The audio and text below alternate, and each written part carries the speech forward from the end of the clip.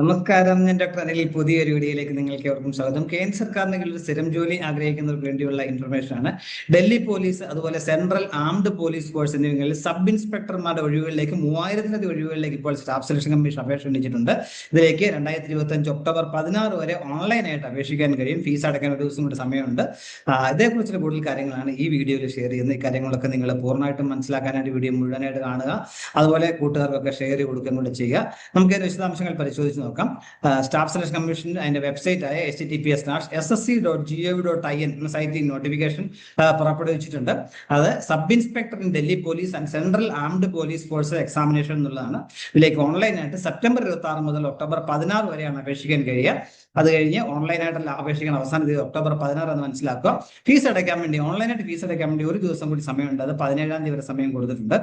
അതിനുശേഷം നമ്മുടെ ആപ്ലിക്കേഷനിൽ കറക്ഷൻസ് ഒക്കെ ചെയ്യാൻ ഒക്ടോബർ 24 മുതൽ 26 വരെ സമയം ഉണ്ടായിരിക്കും.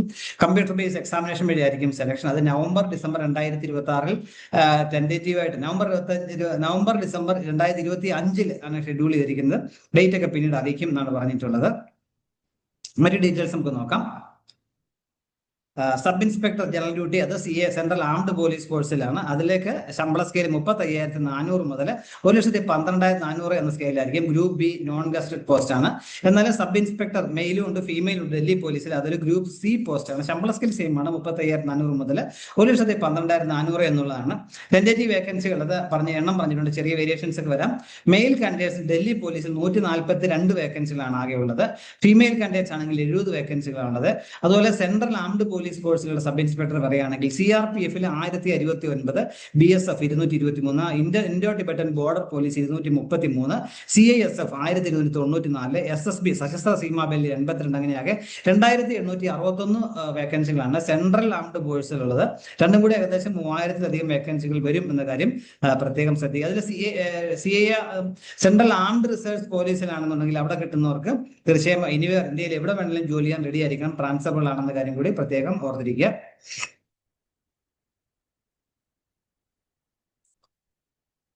ഇത്രയാണ് വേക്കൻസികൾ. 3000-ലധികം വേക്കൻസികൾ ഉണ്ട് എന്ന കാര്യം പ്രത്യേകം ശ്രദ്ധിക്കുക. ഇനി നമ്മൾ ബാക്കി ഡീറ്റെയിൽസ് പറയുകയാണെന്നുണ്ടെങ്കിൽ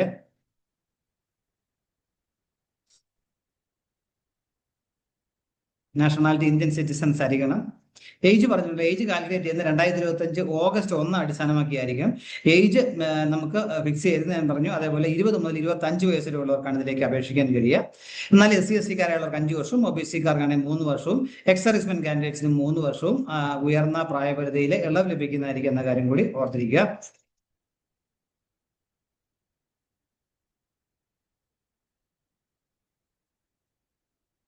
അതുപോലെ സെലക്ഷൻ പ്രോസസ്സിലും റിസർവേഷൻ ആനുകൂല്യങ്ങളൊക്കെ ലഭിക്കും എന്ന കാര്യം കൂടി ഓർത്തിരിക്കുക.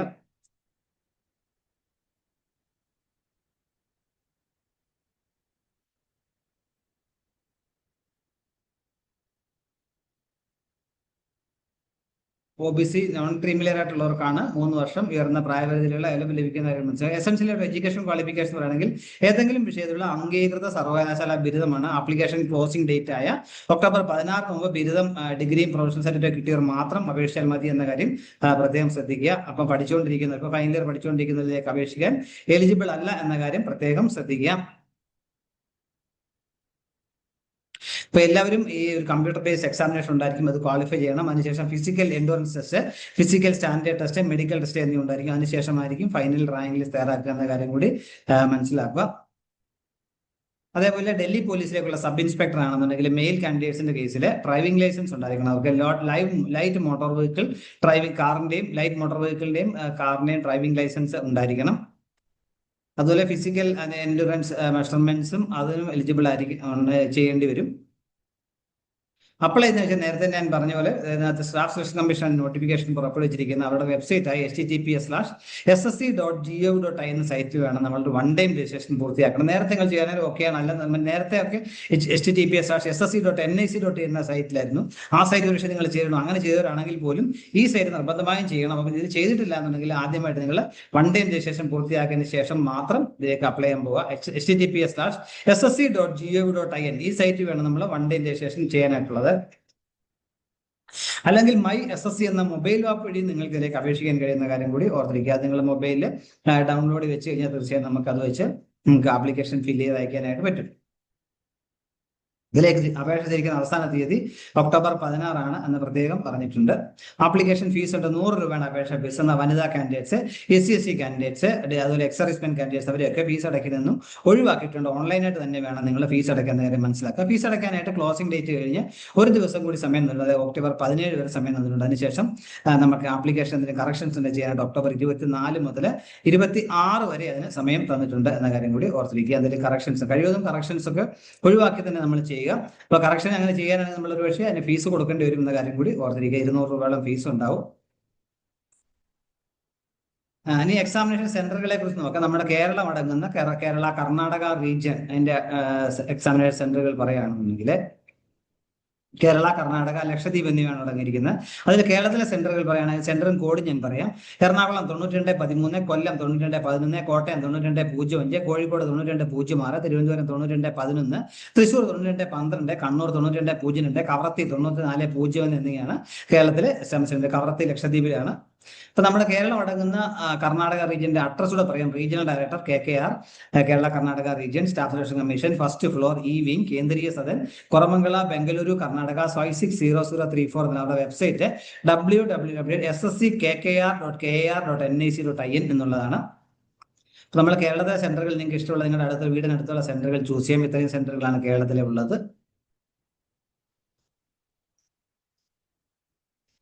എക്സാമിനേഷൻ കുറിച്ച് ഒരു കമ്പ്യൂട്ടർ ബേസ്ഡ് എക്സാമിനേഷൻ ആയിരിക്കും. അതിനകത്ത് പേപ്പർ 1 അതിനുശേഷം ഫിസിക്കൽ കാൻഡിഡേറ്റ്സ്, ഫിസിക്കൽ എൻട്രൻസസ് ഒക്കെ ഉണ്ട്. അതിനുശേഷമായിരിക്കും ഫൈനൽ സെലക്ഷൻ. പ്രത്യേകം ശ്രദ്ധിക്കുക. ഇതിൽ പേപ്പർ 1 ജനറൽ ഇന്റലിജൻസ് 50 ചോദ്യങ്ങൾ 50 mark, general English and general awareness 50 ചോദ്യങ്ങൾ 50 മാർക്ക്, ക്വാണ്ടിറ്റേറ്റീവ് ആപ്റ്റിറ്റ്യൂഡ് 50 ചോദ്യങ്ങൾ 50 മാർക്ക്, ഇംഗ്ലീഷ് കോംപ്രിഹെൻഷൻ 50 മാർക്ക്. അങ്ങനെ 2 മണിക്കൂർ പരീക്ഷയായിരിക്കും എന്ന കാര്യം കൂടി ഓർത്തിരിക്കുക. Paper 2 English language and comprehension ആണ്. 200 മാർക്കിന്റെ ചോദ്യങ്ങളായിരിക്കും ഉള്ളത്.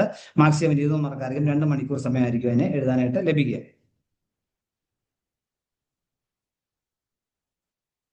അതുപോലെ NCC C സർട്ടിഫിക്കറ്റ് ഉള്ളവർക്ക് 10 മാർക്ക് ബോണസ് മാർക്ക് ലഭിക്കുന്നതായിരിക്കും. മാക്സിമം 10 മാർക്ക്, 5% ടോട്ടൽ മാർക്കിന്റെ. NCC B സർട്ടിഫിക്കറ്റ് 6 മാർക്കും, A സർട്ടിഫിക്കറ്റ് ഉള്ളവർക്ക് 4 മാർക്കും അഡീഷണൽ ആയിട്ട് ബോണസ് മാർക്കായിട്ട് പേപ്പർ 1 ലഭിക്കുന്നതായിരിക്കും. പേപ്പർ 1 and 2 ഓരോ പേപ്പറിനും ലഭിക്കുന്നതായിരിക്കും. അതുപോലെ ഇവിടെ സിലബസ് കൊടുക്കുന്ന ഡീറ്റെയിൽ ആയിട്ട് സിലബസ് എക്സാമിനേഷനിൽ കൊടുത്തിട്ടുണ്ട്. നിങ്ങൾക്ക് നോക്കി ഇതിൽ മനസ്സിലാക്കാൻ പറ്റും. നോട്ടിഫിക്കേഷൻ നമുക്ക് ഡൗൺലോഡ് എടുക്കാൻ പറ്റും. ssc.nic.go.in എന്ന സൈറ്റിൽ നമുക്ക് ഡൗൺലോഡ് എടുക്കാൻ പറ്റും. അതുപോലെ ഫിസിക്കൽ മെഷർമെന്റ്സ് കൊടുത്തിട്ടുണ്ട്. ഫിസിക്കൽ സ്റ്റാൻഡേർഡ് മെയിൽ കാൻഡിഡേറ്റ്സ് ആണെങ്കിൽ 170 സെന്റിമീറ്റർ ഹൈറ്റ് ഉണ്ടായിരിക്കണം. ചെസ്റ്റ് 80 സെന്റിമീറ്റർ, 5 സെന്റിമീറ്റർ എക്സ്പാൻഷൻ കഴിവുള്ളവരായിരിക്കണം എന്ന കാര്യം കൂടി ഓർത്തിരിക്കുക. SC STക്കാരാണെങ്കിൽ അതിന് ഇളവുണ്ട്.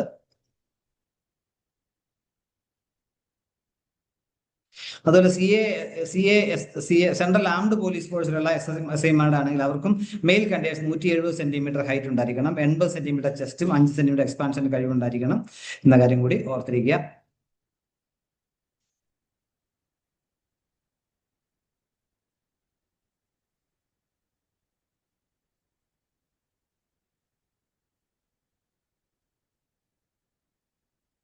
ഫീമെയിൽ കാൻഡിഡേറ്റ്സ് ആണെന്നുണ്ടെങ്കിൽ അവർക്ക് ഹൈറ്റിൽ ഇളവ് കുറവുണ്ട്. 157 സെന്റിമീറ്റർ മതിയാവും എന്ന കാര്യം കൂടി ഓർത്തിരിക്കുക.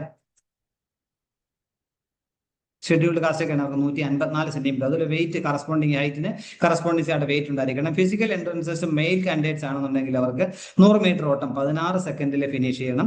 1.6 കിലോമീറ്ററോളം 6.5 മിനിറ്റ് ഫിനിഷ് ചെയ്യണം. ലോങ് ജമ്പ് 3.65 മീറ്റർ 3 ചാൻസ് വരും, അത് ചാടണം. ഹൈ ജമ്പ് ആണ് 1.2 മീറ്റർ ചാടണം. ഷോർട്ട് പുട്ട് 4.5 മീറ്റർ, അത് 3 ചാൻസിനെല്ലാം തരുന്നതായിരിക്കും. ഫീമെയിൽ കാൻഡിഡേറ്റ്സ് 100 മീറ്റർ ഓട്ടം 1.18 സെക്കൻഡ് ഫിനിഷ് ചെയ്യണം. 800 മീറ്റർ ഓട്ടം 4 മിനിറ്റിലും, ലോങ് ജമ്പ് 2.7 സെന്റിമീറ്ററും, ഹൈ ജമ്പ് 0.9 മീറ്ററും ചാടണം. അവർക്കും 3 ചാൻസ് അതിന് ബെസ്റ്റ് ആയിരിക്കും എടുക്കുക.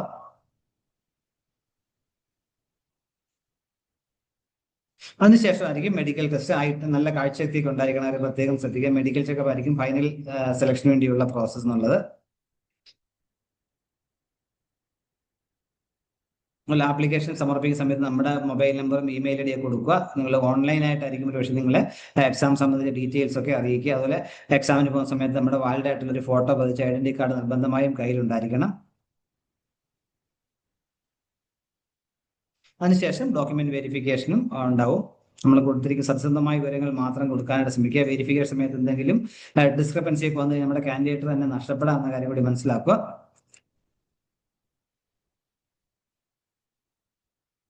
അപ്പൊ ഇത്രയും കാര്യങ്ങളാണ് ഈ വീഡിയോയിൽ ഷെയർ ചെയ്യാനുള്ളത്. ഇത്രയും നേരം ഈ വീഡിയോ പൂർണ്ണമായും കണ്ട് നന്ദി രേഖപ്പെടുന്നതോടൊപ്പം ഇനിയും ഇതുപോലെ ഇൻഫർമേഷൻ സബ്സ്ക്രൈബ് ചെയ്യുന്ന ചാനൽ സപ്പോർട്ട് ചെയ്യണം.